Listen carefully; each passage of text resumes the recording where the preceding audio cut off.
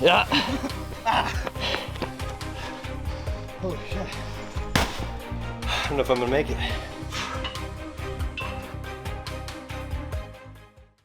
What's up, y'all? Welcome to the video. We're here for another episode of the PodVlog. I'm here with my friend Wes Henderson. He's a lawyer, consultant, YouTuber, and CrossFit savage. We've got a challenge today. What would you say your YouTube channel is about, man? Man, it was just fitness and reviewing tech like that, but now it's about whatever the hell I want to talk about. There we go. He's the man. Today we're gonna do a 135 challenge. So we've got 13 minutes of cardio. We're gonna do this erg. Like I said, he's a savage CrossFitter, jiu-jitsu man, does it all. So we're gonna do some cardio for 13 and a half minutes, and then we've got 135 pounds on the bar to bench press and do rows and go from there. The PodVlog is where I take a guest who has built an awesome lifestyle, businesses, fitness, whatever. We put each other through a challenge, do whatever it takes to get through and get shit done. So let's do it. You ready, man? Yes, sir. All right. I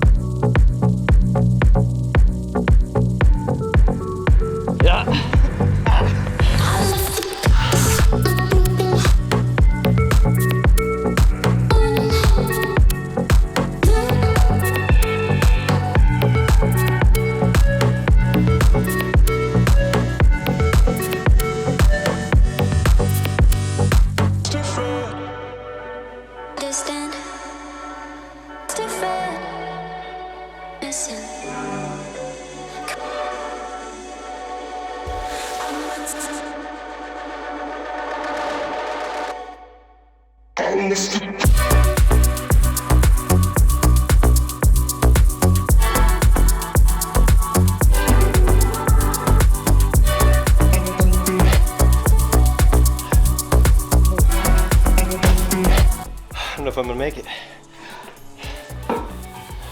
Good job. It's easy for Wes. That's his warm up. All right, onto the weights.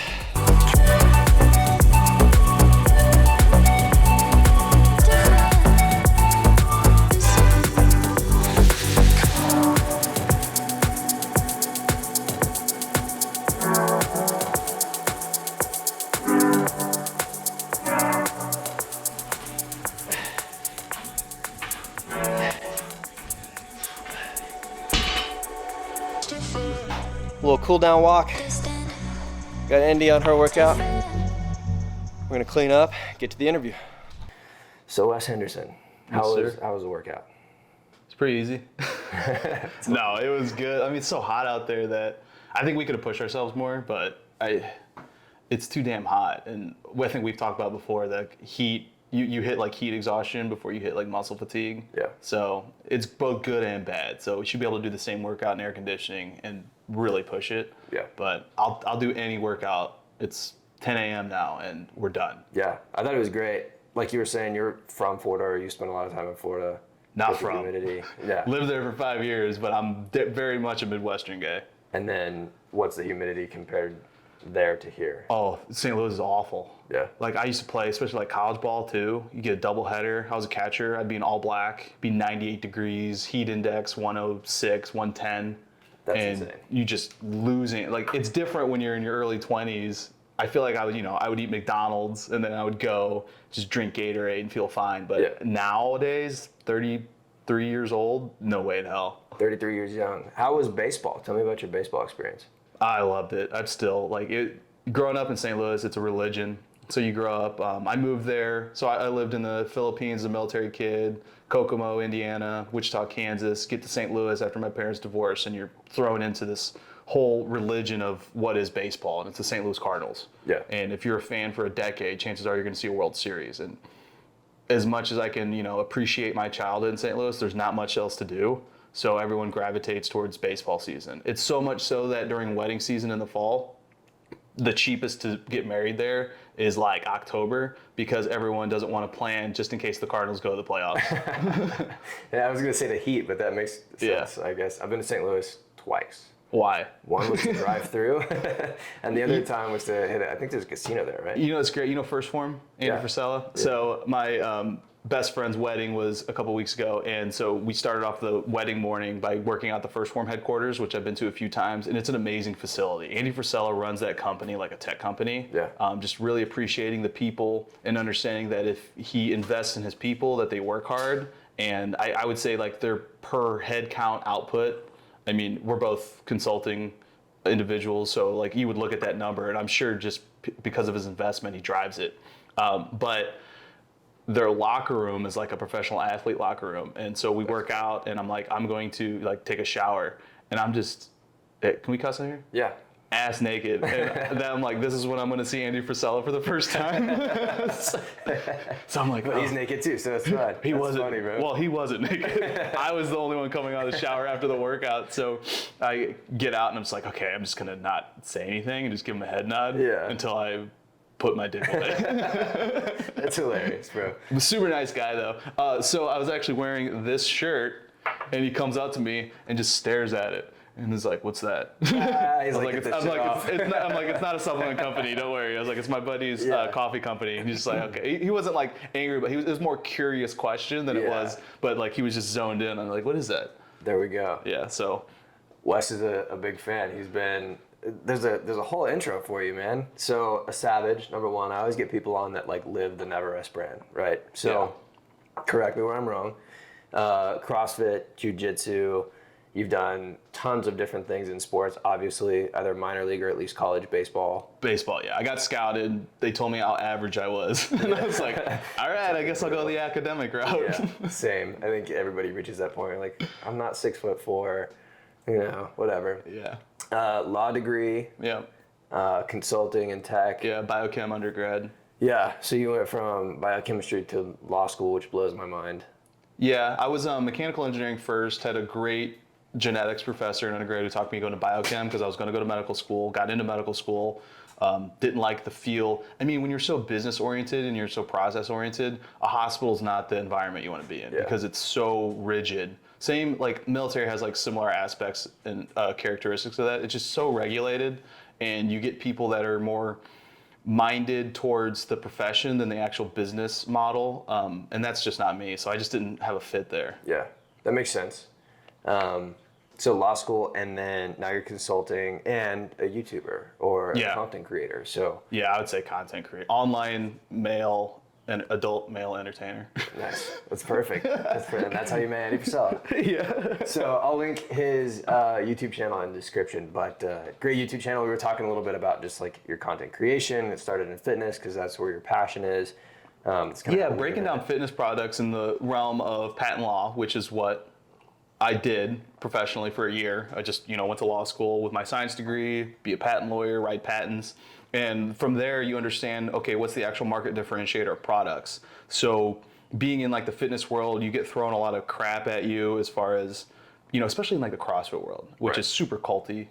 I do CrossFit, but I'm not part of the CrossFit community.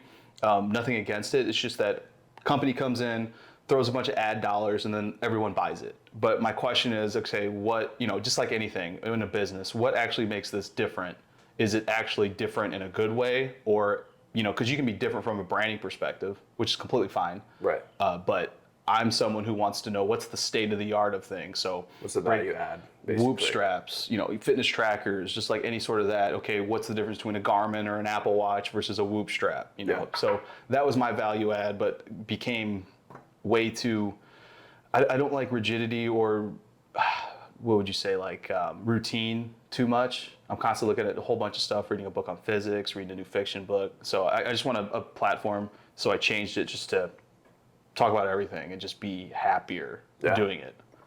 Yeah, and I think your content's always been great because you come from a different perspective. We were talking about how, like with fitness, there's always the marketing aspect, right? Like there's this kind of blanket group of products that are all the same. They're differentiated by brand or a claim to be cleaner or better tasting or whatever, but they're all essentially the same. So where can you add value? And you always came at it from value from a lawyer's perspective or, a business perspective. Exactly. Yeah, any perspective I can do while staying, and we were talking about this during the workout, like within your competency. I don't want to overreach. Yeah. Like I know enough in a lot of subjects, and that's one thing you learn in patent law is because you're writing a patent for all these different technologies, you have to learn enough to be dangerous, or at least to have empathy and the right discussions with the inventor to translate what they're saying. So I got like one of my core competencies is for sure research and interpretation. So that's kind of what I do. Yeah.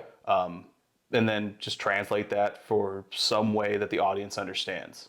Because I always think like when I buy a product or do anything in life, I think of everything in terms of time.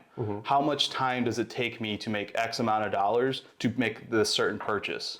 So I don't know if enough people think of it that way. So if you're a $100 pair of shoes and you make $10 an hour, that's 10 hours of your life, not factoring tax. Right. Versus if you make $50 an hour, it's only 2 hours. So the value is different in terms of time, or you add the other thing is like, I just want Nikes. So the value for someone who took 10 hours is a little different. It's just all these different angles to try to interpret and give people different thoughts of how they spend their money. And that's usually like the best thing I get out of people is thank you so much. You saved me X amount of dollars, or you helped my decision. Well, it's hard, especially like your Nike example. People get really attached to a brand, but it doesn't really create the happiness, and so you've given them a different perspective. Maybe it does because there's a really cool show on Disney Plus called Jeff Goldblum Questions Everything or something or whatever, and they did a Shoe Dog episode. So he actually goes to the R&D facility of Adidas, and they put electrodes on his brain and measure his actual emotions, and they give him an Adidas shoe, and you could see like, hey, you don't look happy with this, because there is legitimate science behind look good, feel good. So athletes that want to wear Nike just feel better wearing Nike and actually perform better. It's proven through science and a lot of studies. So if that's your thing and you want to buy a certain product for subjective reasons, by all means, that is a major factor. And I don't blame you. And these companies have put a lot of money into getting Yeti. Yep. Yeti's another one. Like people are like, I've got all Yeti products that I don't need. And the dog bowl. Yeah, I've got my dog has her custom dog bowl and stuff. But they do some other stuff on the back end through conservation. But it initiates some sort of emotion with me that this is just a well-built product, and I'm happy and a proud owner. And in that sense, I take care of the Yeti products more than I would some sort of like cheap Igloo or something. Yeah. Nothing against Igloo. It's just just the return on investment that you get. Right.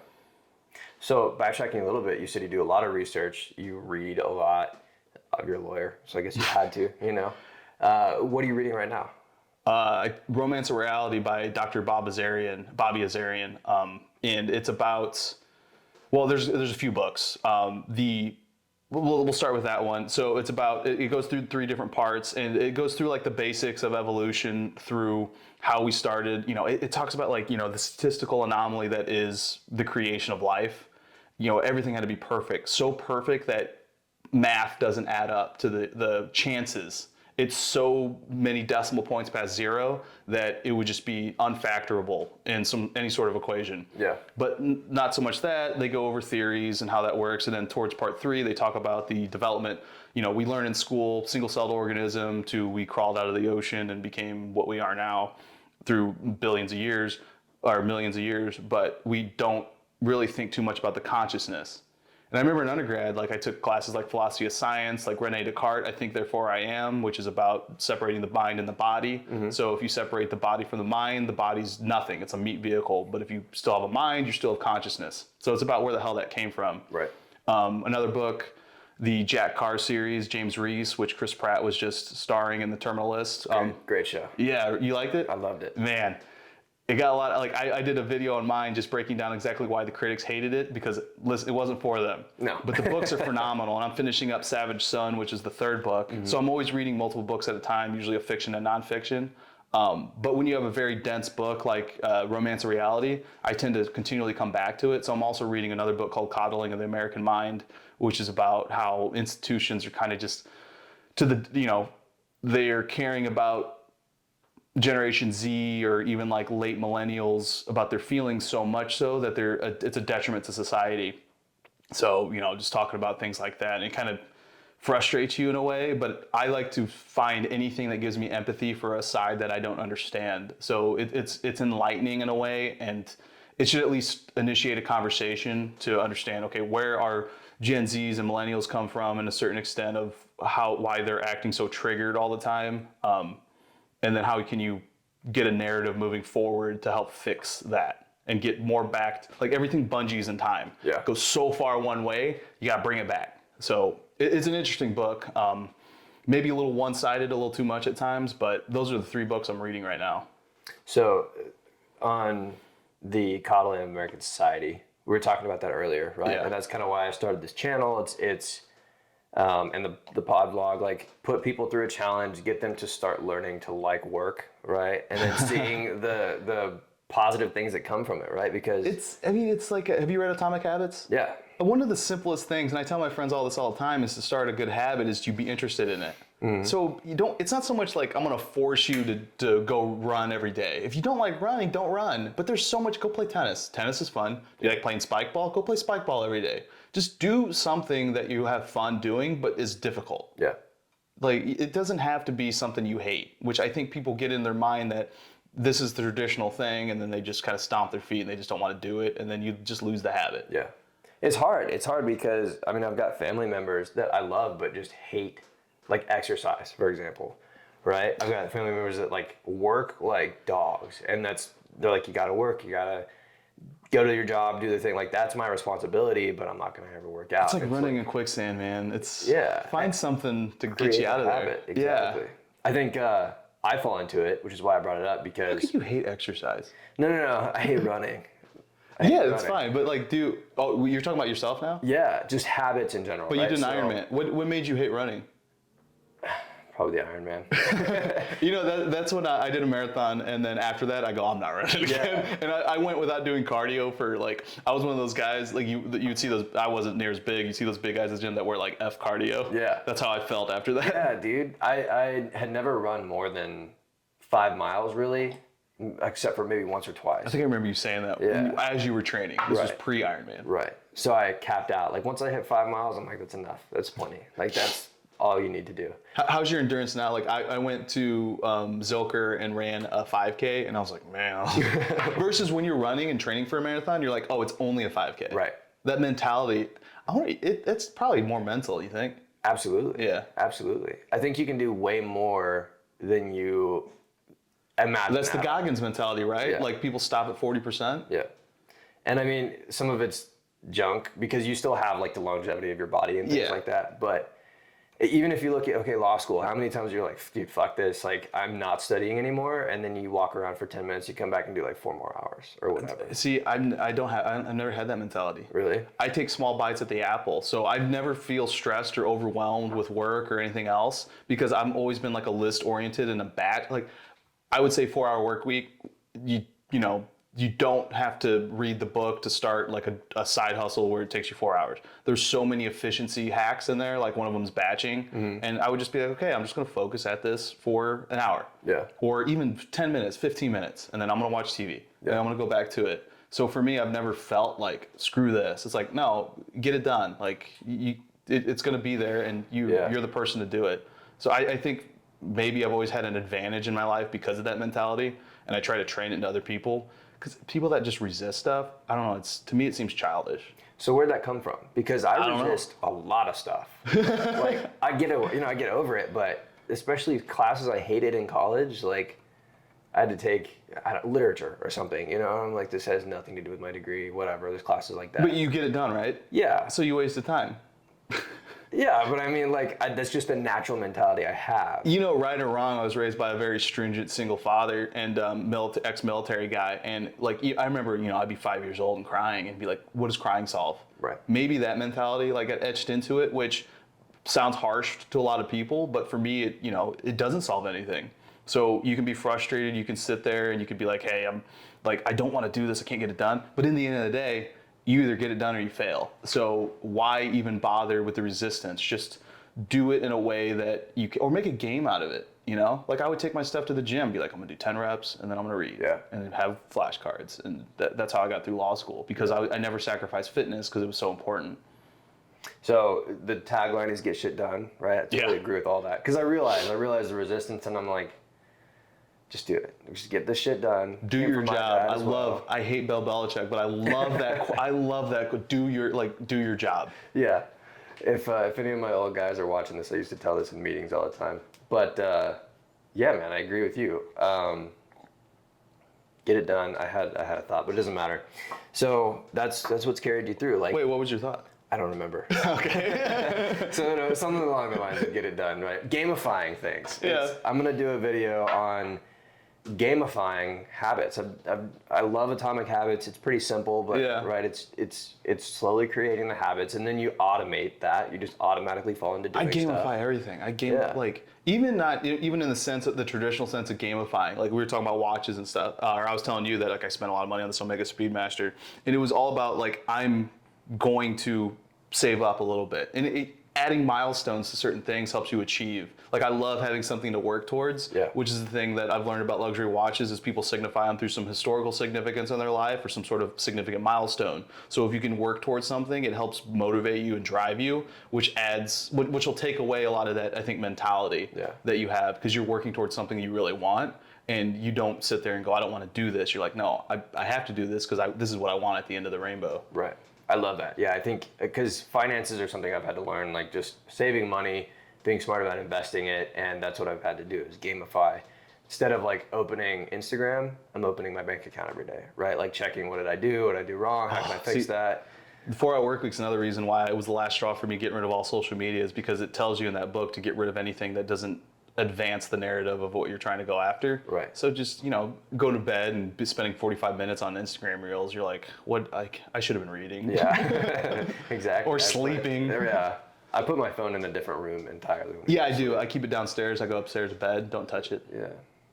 So I keep losing my train of thought. The coffee's good. It's your coffee. I know. It's right behind you. You grab your gym Yeah. grind. He's a great supporter. Boom. Yeah. Always buying it for other people. It's a great gift. Everyone loves your coffee. I appreciate it. This is no paid plug either, even on your channel. But yeah, I've got friends that I buy it for. It's a good gift to send to them. Well, And I love this mug. Big fan. You're also starting businesses and working on your channel and things like that. Mm-hmm. Do you have anything that's coming up that you want to plug or anything you're working on right now? No, not really. I mean, trying to write a book, like I told you, using principles I knew of, like time travel. Yeah. What I love, so like speaking of reading, I'm a nerd, man. I'm a nerd. The more I talk about it, but you ever read like The Martian? Have you read The Martian? Yeah. Or you seen and then Andy Weir came out later on with Project Hail Mary, which I thought was better than The Martian. Okay. But he interjects real scientific principles, and I had always thought, speaking of like schooling and not wanting to learn stuff, if you could figure out a way to gamify it through a good storytelling where you're actually interjecting real life physics and scientific principles where the reader is both entertained and educated, I think that's the goal. So using that kind of model, I want to do some sort of like time travel because there's really cool things in physics and time travel. Like if E equals MC squared is true, then there's no such thing as free will. That's something you can look into because you can go on a huge tangent about exactly what that is. Michio Kaku has a great in-depth like review of exactly what that means. But like using that to help drive the story. So because there's so much real life awesome stuff. Like why do we need to keep making stuff up, in my opinion, or redoing stuff? Yeah. I'm big on redoing stuff. I think sometimes there's a lot of people, a little bit tangent, but they will say, okay, like there's no reason to start a business if it's not completely different, or say something unless it's completely different. And I kind of disagree. I think redoing stuff, telling it in a different way, starting a YouTube channel, you have to be able to tell a good story. Like Yeah. Any good professor that keeps his students or her students engaged is telling a good story. Passion. telling them You how can't it- fake passion. Yeah. Yeah. That's kind of what I said earlier when I was mechanical engineering, had a really good genetics professor, and like I just gravitated towards passion. He also taught cellular biology, so I took it with him again, but that was towards a biochemistry degree and just fell more in love with that side of learning. Yeah. That's intense, dude. Like I said, you're ridiculously smart. Writing a book is cool, so we'll get back to that later. I tell people not so much smart, just curious. I'm Yeah. incredibly curious. Like I want to know why things are the way they are. And that gets me in trouble in relationships because it's like, why are you mad? But I'm not like asking like, like I'm trying to be inquisitive, and sometimes women just don't want to speak when they're mad, and it's like, but I don't understand why you're mad. Yeah. Or I want to be like, hey, you need to understand my viewpoint to have enough empathy where they're just like, no. Which You gotta take it sometimes, and just sometimes asking, do you want feedback or you just want to vent? You know? Yeah. It's a whole different conversation. Right, yeah. I can understand. But that's it's funny because Stephen Hawking, you know, brilliant mind, but he even jokes. He's like, what don't you know? And he's like, women. Yeah. It's like, I totally get it. Because it's not like Asperger's-ish, I would say, from my perspective. It's just, It's being a problem solver. which, yeah, it gets you in trouble. Yeah. Sometimes you just don't need to solve the Exactly. problem. Or there's really no problem to solve, just let them go. Yeah. Yeah, I agree. Whatever. So, this is a little bit off topic, but we talked about, you know, your law school. Apparently you don't hate doing anything, and so you just get it all done. Oh, no, there's plenty of stuff I hate. It's just, I can get it done. Yeah. For whatever reason, if I have to be put in a position where it's something I hate that has to get done, I'll get it done. Joe Rogan was talking about Cam Hanes, and he said it's really funny because he's one of the only people I've ever met where it's like, you could walk up and tell him anything. You could say, sorry, making more coffee. No, it's cleaning out. You could walk up and say, we've got a 25-mile run today, and he'd be like, well, I guess I need to pack a lunch and then go, you know, and that's it. Well, here, I'll give you a prime example from a mental health perspective. Like when my dad passed away last October. You think I wanted to do any of that stuff? Handle the estate, handle the funeral? No, but like, you know, you got a family that relies upon you to get it done. My background in law really helped me navigate the legal aspects of it. So I was in the best position. Plus, you read a book like Jordan Peterson's 12 Rules for Life where it tells you need to be the strongest man at your father's funeral. I mean, that's exactly what happened to me. And it was just small bites of the apple. It's like, okay, deal with the emotional pain, go through it, but let's one by one, let me just check all the boxes. What are we going to do with his house? What are we going to do with his cabin? What are we going to do with his finances and all that stuff? And if you want to talk about doing something you absolutely hate, you know, you can't get any worse than that when you have to deal with loved ones passing and you have to navigate through all of dispersing their belongings and everything else.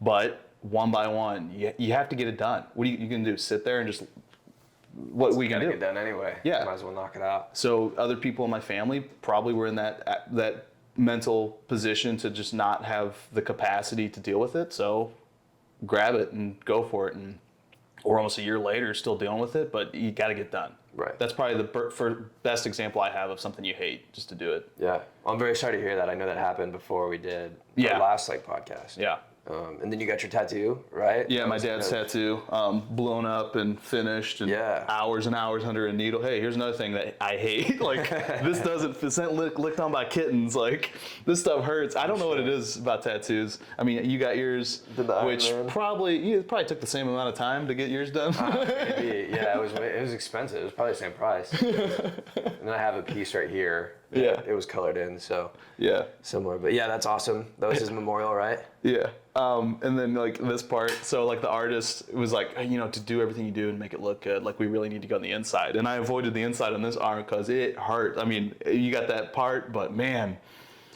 it was so much so that the morning of when it was like to do this final piece to color in the gator to represent Florida, I was thinking of any excuse not to go. Well, and you'd already been working on it, so it's probably really sore, right?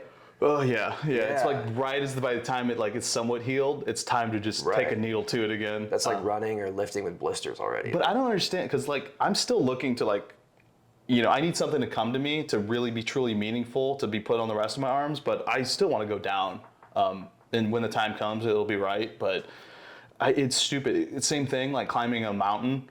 Is one of those things where it just sucks so bad during it. I need enough time to forget about it. Because I told my buddy, I was in St. Louis for a wedding. I was like, all right, I'm ready to do Shasta. Like, I was like, I'm never, like after Mount Hood, I was like, I'm never doing this again. And now I'm like, all right, I'm ready. So on that note, I always ask people, what is the hardest thing you've done? It could be a single day, just like the most memorable thing, whether it's law school, something like that, business related, or a fitness challenge. Hardest thing you did that you think back to, and how'd you get through it? I mean, law school's pretty damn hard. Do you remember any days that were just epically challenging? You told me about Fort Hood, like. I'll tell you. So in law school, like getting stuff done, there was a whole semester where for whatever reason, every now and then it would only be night classes. So I was working 40 hours a week, which you were not supposed to apparently with the American Bar Association. They want you fully dedicated to your, I don't know if it's a mental health thing or whatever. You're just not supposed to work more than I think 20 hours. And I was getting up at 5 a.m, going into the office before everyone was there, working at the tech company I am now as a legal intern in the law department, working until 4 p.m., driving straight to law school, and then I'm there till probably 11 p.m., going home, studying probably till 3, 4, and I did that for at least 20 weeks straight. So like mental, but what I appreciate from that, I'm always like, what am I getting out of this? Because if you go through a hard experience like that and you don't recall or actually appreciate what you're getting out of it, then it's a whole waste of time. Yeah. So for me, it's like, wow, if I can do that, I can get through just a normal work day, you know? Yeah. And do it well. Yeah, so from an academic perspective, mental health perspective would be my father's funeral, and then from a physical challenge would definitely probably be Mount Hood, climbing Mount Hood. When you climb, if anybody's never mountaineered, I mean, it's a day climb, but for someone who's inexperienced and not doing it, you need to fly in to Portland with a window because you never know what the weather is. So you have to check the weather and know that, you know, because sometimes it snows at the top of the mountain, but not the rest, and you don't want to be up there with low visibility. Yeah. It just so happened that the best day was right when we flew in. So we fly in, you start at midnight because you want everything iced over, especially like the glaciers at the top. So by the time you get to the top, everything's frozen, you can get good footholds. Otherwise, when it's melting, it becomes a little more dangerous, even for a somewhat easy climb relatively to someone who can actually mountaineer. Yeah. It just so happened it was the first day we flew in. Get into the hotel, pop a tire on our cars, go deal with that. So we're up, we're not getting sleep. Get into the hotel, baby's crying. We all get an hour of sleep. I was wearing my Whoop strap. It was like red, as like almost, it could be almost negative. And then it's like, it's like, yeah, you close your eyes and then you blink and it's like, we gotta go. Pack up, midnight, start the mountain. And I learned so much from the fact that like, I watch like 14 Peaks on Netflix, or you watch any sort, like Meru is another great one with Jimmy Chin, climbing Meru, how mental it is. It's like you're physically capable, but you see the top of the mountain the whole way and it's not getting any closer for hours and hours. So it's like a 7 hours up. And then what they don't tell you, that's when the documentary ends. When at the top, you gotta get back down, and you're like, oh, where's the gondola or whatever. Yeah. So from a physical thing, like I appreciated that. That would be the longest endurance thing that I've done. That I want to do an Ironman, but I gotta imagine like the mental aspect of it's got to be the same. Absolutely. Yeah. I think that's the hardest part because, like, once you reach your physical capacity, you stop, your body's done. Mm-hmm. So you have to finish on whatever you've got left, or you quit. Those are the only two options. So it doesn't really matter. I think people can do a lot of things that they just decide to do. The long-term damage, like I said, is different, but yeah, it's all mental. Yeah. It was. I was starting. My buddy, I got a couple buddies that have climbed a few. They've climbed like more multi-day trips and stuff. And I told them, no, I'm not pooping in a bag. Like my limit for mountaineering is like, because you can't, like the pollution up there. Like you literally have to poop in a bag, carry your food. And I'm like, I'm a bigger guy than them, and I'm like, I need, by the end of that, I had burned like 6,500 calories. Just pounding Snickers bars and like stuff like that, any quick calories I can get. So I was like, I don't want to have to deal with the packing and all that stuff for that. So we'll just do a day climb. But they started out and it was dead silent. And I'm like, I'm on an hour of sleep. It's midnight. And I'm like, anybody talk? And I just start singing Miley Cyrus, The Climb. Like I actually have a video on my channel. I think I captured some of the dialogues because I was recording at the time when I was doing more of a vlog style, and I'm just singing. And everybody's like, die. Yeah. I'm like, no, this is it's pitch black. It's literally like you can't see anything. So like I'm gonna fall asleep walking. Yeah. Or just be like, turn around. It's freaking cold. It's 60 degrees at the base. By the time you get to the top, it's negative 20. And you're hiking for 4 or 5 hours. It's not hiking. Don't use the word hiking. You're vertically climbing. You're definitely climbing. Um, I mean, you've already said a few things that I've never even thought of, like having to poop in a bag, having to carry everything with you. Like, Yeah. those are things you don't see in the documentary. They climb and they sleep and they climb and... So, yeah, and on top of that, you got a guy like, if you know Jimmy Chin? Yeah, love that guy. Incredible. On top of that, he carries all the batteries and equipment, Yeah. and there's no charging. So, like, he's Yeah. up there with everything that he needs for the whole documentary, and he can't miss out on it. Right. So it's super impressive, and it's like he's a silent professional when it comes to that, because you don't see that aspect of it. Right. Except for the few, like, Alex Honnold's documentary when he was, like, complaining about not being able to catch up because he's got to carry all this shit. Yeah. Catch up to Alex. Yeah. That's awesome, man. Well, we're going to do an Ironman every 10 years. So if you want to join every once Wait, a what would that make the decade- next? I'm sure I'll do one before then. Well, like every decade. So one in our 20s, one in our 30s, one in our 40s. Okay. whatever. So I haven't hit the one in my 30s. Who's we? So there were 5 of us. And They do the last one with you? yeah. Okay. We all did it in Mexico. So we're going to try to get together every in a decade, you know, between our 20s, 30s, 40s until we die. So That's how I'm gonna die. yeah, exactly. Until one of us dies on the course. I wonder, So- the training for that though is gotta suck, because I mean you're saying you hate running right now, so you're starting from scratch the entire time. Oh yeah, every time. Versus, hey, how can I keep this up? Yeah, I just You don't can't care. keep it up. I You just don't can't. care enough. Yeah. People do it as a hobby. It's like jiu-jitsu or CrossFit or whatever. Like that's. I don't hobby. like those. No offense to people that like cycle and stuff. I don't like those cycle bodies, or like those. They're not well balanced, and it's like very heavy up top, but you got these like model legs Yeah. versus staying completely balanced. You know, if you're a swimmer, you're gonna have that. But even then, you're staying pretty lean. Like I walk around comfortably at like 205, 210. A little heavier at this point right now, so I wouldn't say I'm at the weight for an Ironman. That's a lot of. I mean, we saw some bodybuilders doing it, and it was at a much different pace. But Yeah. I mean, yeah, it's But I'm mindful of my joints. Like I have a history of bad knees from like which stopped me from playing baseball. So I like if I can get down to like 190, I feel pretty damn good from an endurance perspective. But I don't feel comfortable from a strength perspective. So I have to sacrifice one or the other, and it's all about balance and what you like to do.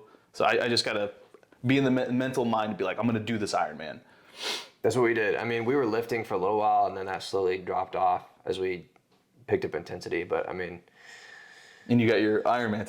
How come you haven't filled in with red? well, I'm gonna do what you did. I'm gonna do a half sleeve at some point. Okay. And so that'll be covered up and then like added into the sleeve. Yeah, I feel like that pattern too could be integrated into more of the Polynesian style I have on here. So that's what I've always had in my mind. Yeah. Like you could like surround it with certain things and then aspects through the training. So that's kind of what I have in my head for like a coming down the arm. Yeah. I've got a whole plan. They're expensive, man. What? The sleeve I'm looking at doing, half sleeve, is gonna cost like $8,000. $8,000. That's what he says. It's several sessions. I mean, he's a great artist. That's what I'm budgeting for at least. And then if it's cheaper, great. $8,000. That's what we're talking about. That's probably more I've spent on my both arms. Yeah. Yeah. What was that one? Probably $3,500. So yeah, I mean, maybe he was like, okay, it's $4,000 a session. So maybe I was just thinking like 2 sessions. I don't know. I don't know. I mean, you got to be comfortable with the artist, right? Like, Yeah. I got lucky. There was a guy here at Great Wave Tattoo who's unfortunately moving back to Jacksonville, where he's from, or Opelika. I can't remember. Great guy, but young, super talented, and I definitely got him on the cheap. This tattoo probably should have cost like $7,000 based on his talent level. Yeah. So yeah, if you're going to someone with notoriety, that's probably it. And you definitely don't want a Groupon of Right. tattoos. That's what I'm saying. I've seen some bad ones, and the whole process of getting a tattoo is really long, complicated, and multiple sessions. So Yeah. you're walking around with half-done art for a long time. I mean, yeah, I think this took 3.5 months Really? to finally get done. That's crazy. Because it's got to heal. You can only take so much pain. They only Yeah. have so much time on their schedule. I actually just saw Post Malone had gotten one done, and apparently, like a lot of these celebrities are getting knocked out. Like I think he got his whole back done at once, and they put him under anesthesia. Wow. And they did it. They had multiple artists going at the same time. They're just moving him around. I don't mind it. Some people are like purists. Yeah. Just like purists with runners. Like purist runners are like, don't listen to music. Right. Like, listen, let me do it the way I want. Like if the end goal here is to get art on my body, I don't need the needle to feel the needle. And there's some tattoo purists who are like, oh, you didn't go through the pain and the journey. Yeah. Yeah, I didn't. It sucks. It doesn't And it feel looks good. great. And Yeah, nobody would ever know. the end result is the same. Right. Who cares if I worked hard to get this money or I hit the lottery, you know? I just got into a purist conversation with somebody about motorcycles because we just did this California trip, and we were looking at like someday starting a brand for motorcyclists, right? And we're like, okay, it's what we have in mind is not going to fit. For motorcycle accessories or actual motorcycles? Accessories at first. So my buddy's an engineer, and he's like, I want to build a bike. I was like, you have fun. I can design clothing. Yeah. But you know, it was kind of this like mix of, you've got the people that wear their tracksuits every time, and then you've got the Harley guys who are all leather. Like, how can we put the two together where you can? But you don't, right? Well, there isn't anything now really that does that. So you can't just have a stylish jacket that you can like wear to dinner and then safely ride your motorcycle home on. But isn't that the thing with the whole market? Like, if we're going to talk like in a business sense, when you're building a business, you're on one or other side of the spectrum. Like the in between guys fail.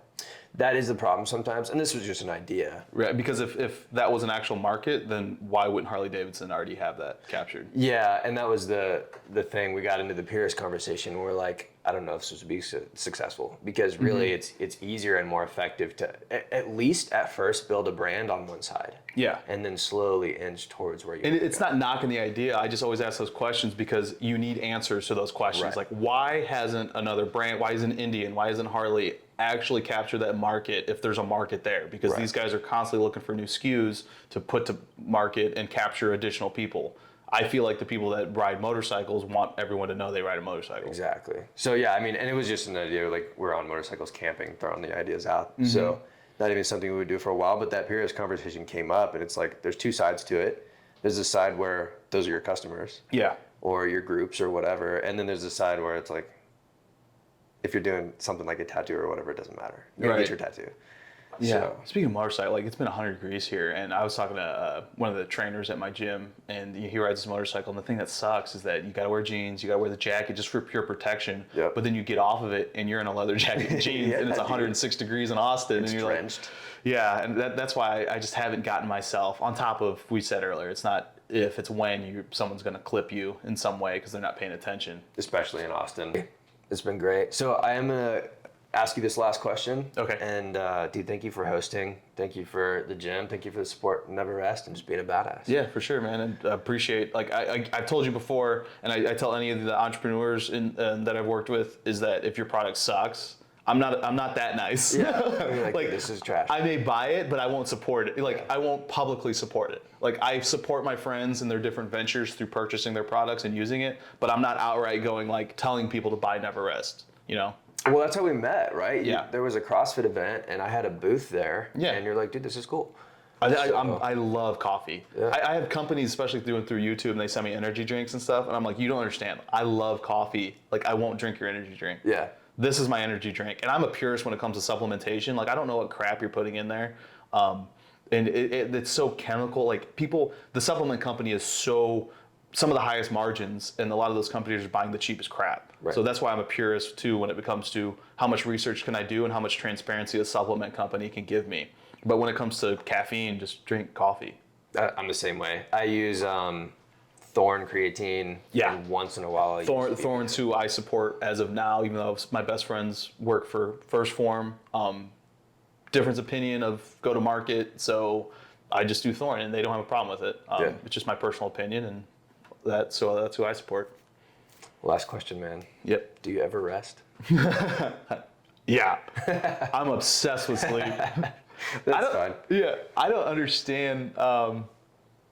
Was that more of like your tagline about, like, I don't rest in terms of being really stagnant and sitting on the couch for hours on end, unless there's a goal. Like I told you, I've been marathoning the hell out of Shark Tank. Yeah. But you learn so much and you revisit. It's a exposure to new companies. And I told you, like, it's like Austin, Texas, and like every episode, for whatever reason, even just Dallas, Texas, and Austin, like between those two, you're gonna get someone on every episode. So I don't rest in terms of having goals, but in the literal sense, breed why we sleep, I'm obsessed with getting my 8 hours, because if I don't, then I'm not effective in doing physical, mental, any sort of activity. I agree wholeheartedly. Yeah, I've never once told somebody not to sleep. I do think, like you said with law school, like if there's a goal, whatever it takes. Well, I used to take pride to be like, I only need 4 hours of sleep. Yeah. And you learn like actually there's a gene that only 0.01% of the population have where they don't need 8 hours Yeah. of sleep, and you're not one of them. Never been that person. So I'm like, I love coffee, but I have limitations because I was actually addicted to coffee during law school because it kept me fueled to the point where I went through literal withdrawal when my doctor was like, your heart is not right. Yeah. Just because I was trying to keep fueled. And pushing your limit. Again, the whole bungeeing, and like I went to see how far I went, and then I'm like, all right, let's reel it bring it back for back. my health. Gotta recover. I was just pounding. I was having 12 cups a day minimum, from 6 in the morning until probably 8 at night, just pounding them. Double shots of espresso. There was a coffee shop across the street from law school that had like a specialty shot, and they just knew when I walked in, it would just be 3 shots of espresso, and I just walk out of there, go to class. So there's definitely limitations to what you can do. But yeah, again, it's the balance. Get your sleep, and then that helps drive you and be able to do everything you want to during a day. I agree. Well, man, I think you embody the brand. I agree with the sleep, but you're somebody who like sets a goal, gets that shit done. Was that where you're going for the never rest? Like It's just the last question. No, I agree. I think that was a perfect answer. yeah, awesome. Thank you, man. Yeah, cheers. Let me know what kind of challenges you guys would like to see next. I'm going to tag Wes in the description below. And as always, we'll see you in the next one. Never rest.